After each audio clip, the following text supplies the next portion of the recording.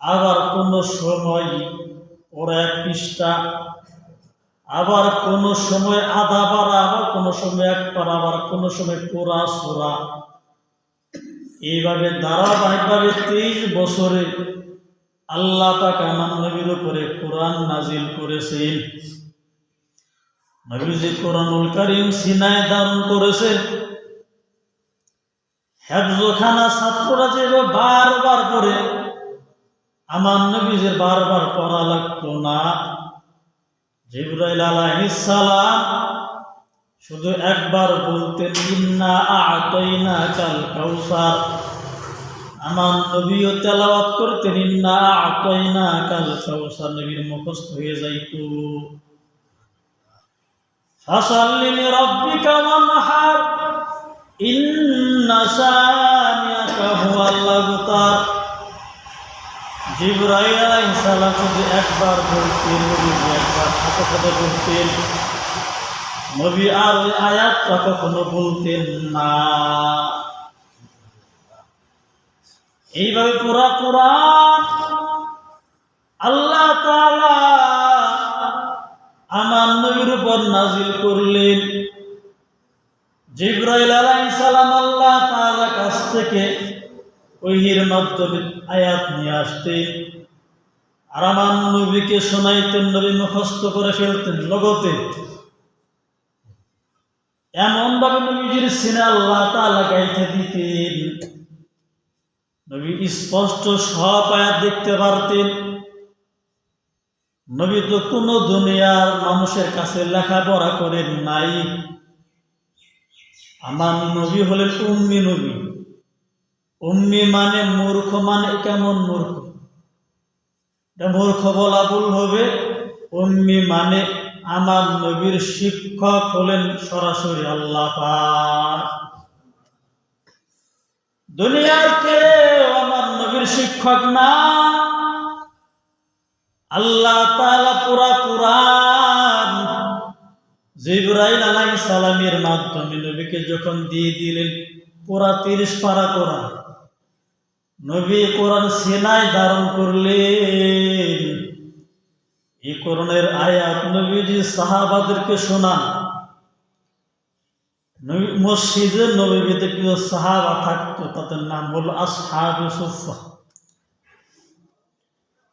তারা নবী ছাত্র। এই কোরআনুল কারীমের আয়াতগুলো সাহাবায়ে কেরাম মুখস্থ করতেন, বারবার হেফজখানা ছাত্রদের মতো তেলাওয়াত করতেন। তেলাওয়াত করিয়া করিয়া সিনায় জমা করতেন এই কোরআন। আর কিছু সাহাবী ছিল এই কোরআনুল কারীমের আয়াত লেখার কাজে তারা নিয়োজিত ছিল, লিখতেন যেন এই কোরআন কিয়ামত পর্যন্ত আল্লাহ তাআলা নবীর উম্মতের সিনাতে দিয়া সংরক্ষণ করতে পারে। সাহাবায়ে কেরাম নবীর কাছ থেকে কোরআন শিখলেন, ওরা কোরআনুল কারীম মুখস্থ করে ফেললেন সাহাবায়ে কেরাম। এইভাবে নবী যখন দুনিয়া থেকে বিদায় নিয়ে চলে গেলেন, শরীয়তের সমস্ত জ্ঞান সাহাবায়ে কেরাম শিখলেন। শরীয়ত, হাকিকত, তরিকত, মারিফত, আল্লাহর পরিচয় কোরআনের মাধ্যমে সাহাবায়ে কেরাম নবী চিনলেন, আল্লাহকে চিনলেন। ওই সাহাবায়ে কেরাম কোরআনুল কারীম সিনায় ধারণ করিয়া মক্কার জমিনে শুধু থাকেন নাই, মদিনার জমিনে সাহাবায়ে কেরাম থাকেন নাই, গোটা দুনিয়ায় সাহাবায়ে কেরাম ছড়ায় পড়লেন। সাহাবায়ে কেরাম এই কোরআন দিলেন তাবিনদের সিনায়, তাবিনরা মুখস্থ করে ফেললেন। তাবিনরা তাবিনদের সিনায় এই কোরআনটা দিয়ে দিলেন, পড়াইলেন, তারা মুখস্থ করে ফেললেন।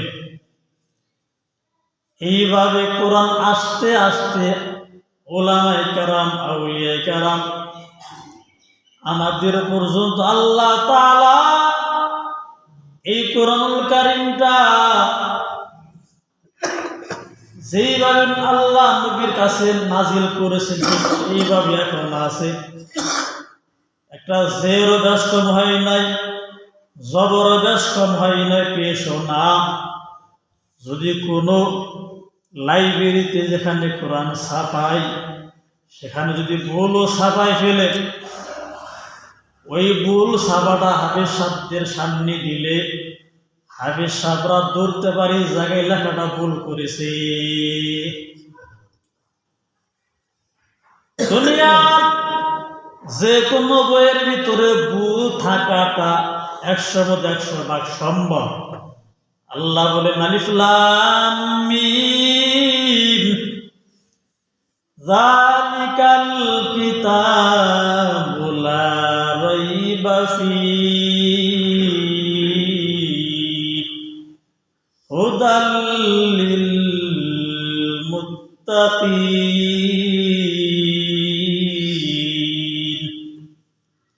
আল্লাহ পাক শুনেছে আলিফ লাম মিম। আলিফ একটা শব্দ, লাম একটা শব্দ, মিম একটা হরফ।